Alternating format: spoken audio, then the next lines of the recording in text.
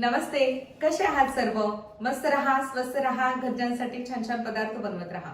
मी भक्ती शिंदे सर्वांचं मनापासून स्वागत करते। बाजारात कैऱ्या खूप इझिली अवेलेबल झालेल्या आहेत। त्याचसाठी आज मी तुमच्याकरता साखर आंब्याची रेसिपी घेऊन आलेली आहे। हा पदार्थ तुम्ही घरी नक्की बनवून बघा। तुमच्या घरच्यांना माझी रेसिपी कशी वाटते मला कमेंट बॉक्स मध्ये कळवा। माझ्या व्हिडिओला लाईक करा, शेअर करा, चॅनलला सबस्क्राईब करा।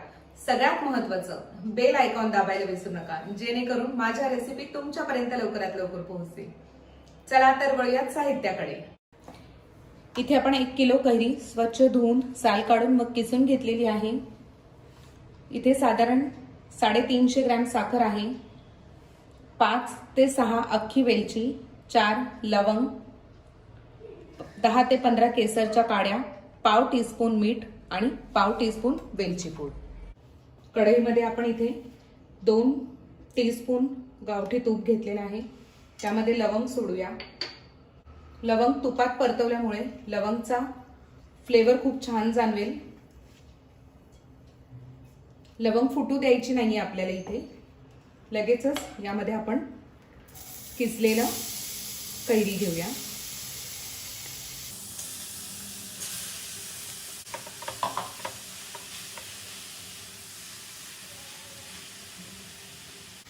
यामध्ये मीठ घेऊया। मिठामुळे आपली कैरी लवकर पाणी सोडेल।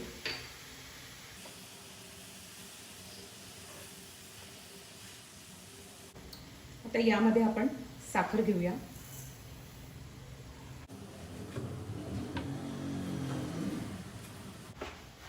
संपूर्ण साखर अगदी व्यवस्थित एकत्र करून घ्यायची आहे आपल्याला।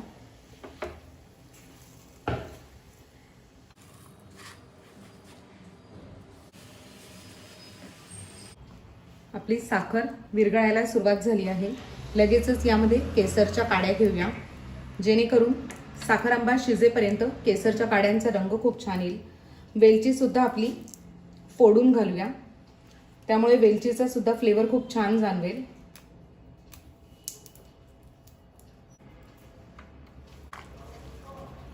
व्यवस्थित एकत्र करून साधारण 10 मिनिटे ह्याला वाफू देऊया। 6 ते 7 मिनिटं झालेले आहेत। आपला साखर आंबा अगदी व्यवस्थित तयार झालेला आहे। आता यामध्ये आपण वेलची पूड घेऊया।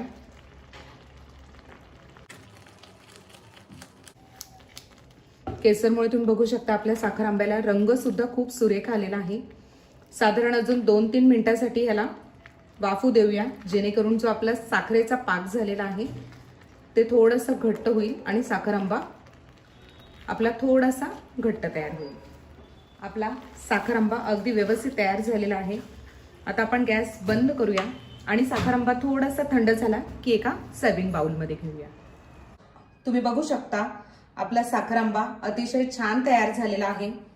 केसर घातल्यामुळे याचा रंग सुद्धा खूप सुरेख आलेला आहे। तुम्ही या पद्धतीने घरी नक्की बनवून बघा।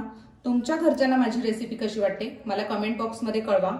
माझ्या व्हिडिओला लाईक करा, शेअर करा, चॅनलला सबस्क्राईब करा। माझ्याकडून अजून कुठल्या रेसिपीची अपेक्षा आहे मला तेही कळवा। चला तर लवकरच भेटूया एक नवीन पदार्थ घेऊन। धन्यवाद।